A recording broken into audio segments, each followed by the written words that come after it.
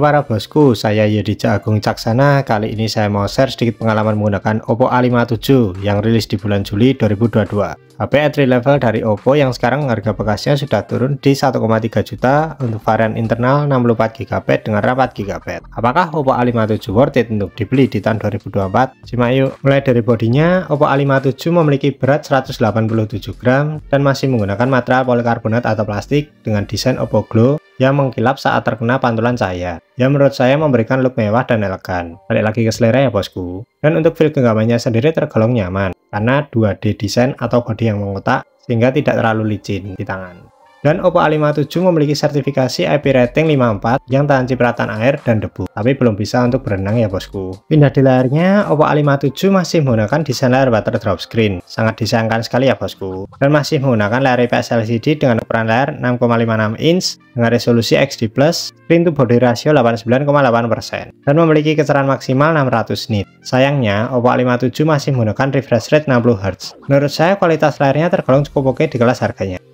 serta cukup terang di pemakaian di bawah sinar matahari. Sayangnya, Oppo A57 masih menggunakan desain layar water drop screen dengan refresh rate 60Hz. Oppo A57 yang saya bawa ini berjalan di Android 14 dengan user interface ColorOS 14. Menurut saya user interface-nya cukup simple dan easy to use. Dan Oppo A57 dibekali chipset MediaTek Helio G35 dengan fabrikasi 12 nm dengan GPU PowerVR GE8320. Menurut saya apabila dipakai untuk pemakaian biasa seperti WhatsApp, Instagram, dan TikTok, serta pemakaian ringan lainnya, tergolong aman bosku.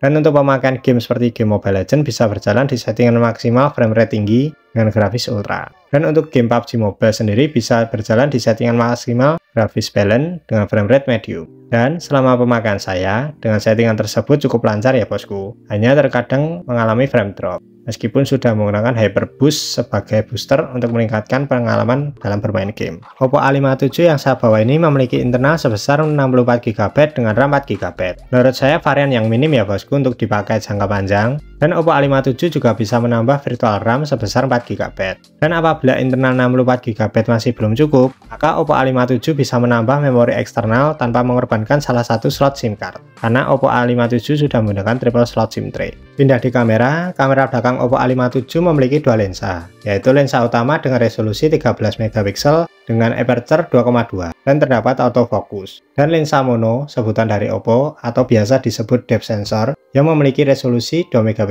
dan aperture 2,4 dan dilengkapi lampu flash. Dan Oppo A57 bisa merekam video maksimal di resolusi Full HD 30fps. Pindah di kamera depan Oppo A57 memiliki resolusi sebesar 8MP dengan aperture 2,0, dan sama dengan kamera belakangnya, kamera depan Oppo A57 juga bisa merekam video maksimal di resolusi Full HD 30fps.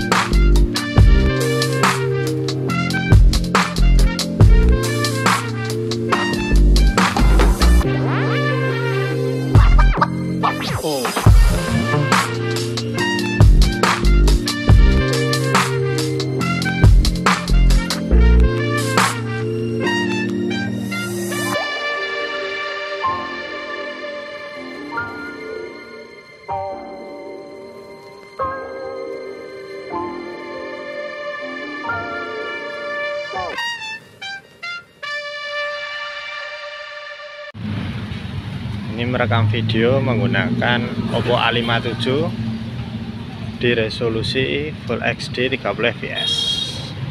Kira-kira hasilnya seperti ini ya bosku. Bosku bisa nilai sendiri kualitas videonya dan bisa dengarkan sendiri suara mic-nya. Dan bisa di zoom juga ya bosku.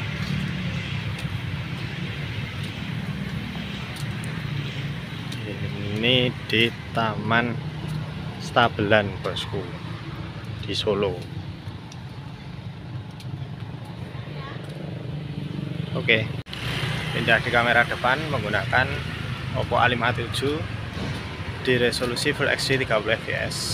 Kira-kira hasilnya seperti ini ya bosku. Bosku bisa dengarkan sendiri kualitas videonya dan suara mic-nya.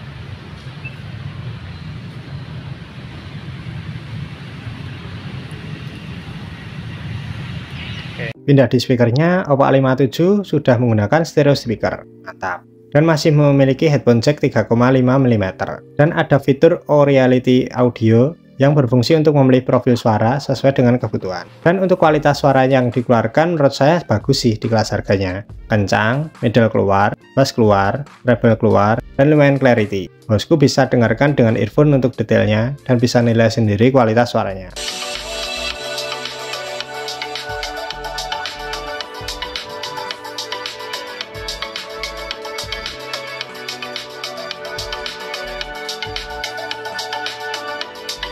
Oppo A57 memiliki pengamanan kunci berupa fingerprint yang penempatannya menyatu dengan tombol power. Dan untuk kecepatan bacanya sendiri tergolong cepat dan akurat. Dan Oppo A57 juga memiliki pengamanan kunci berupa face unlock yang kecepatan bacanya sendiri cepat dan responsif. Oppo A57 memiliki kapasitas baterai sebesar 5000 mAh dan dibekali charger bawaan SuperVOOC 33 Watt. Mantap. Serta sudah menggunakan USB Type-C. Dan untuk pengisian dari 0 sampai 100% dibutuhkan waktu kurang lebih 1 jam. Dan untuk ketahanan baterainya sendiri tergolong awet ya bosku. Apabila dipakai untuk pemakaian biasa seperti WhatsApp, Instagram, TikTok, dan pemakaian ringan lainnya, bisa bertahan seharian. Tetapi apabila dipakai untuk pemakaian game seperti Mobile Legends atau PUBG Mobile, hanya bisa bertahan kurang lebih 7 jam.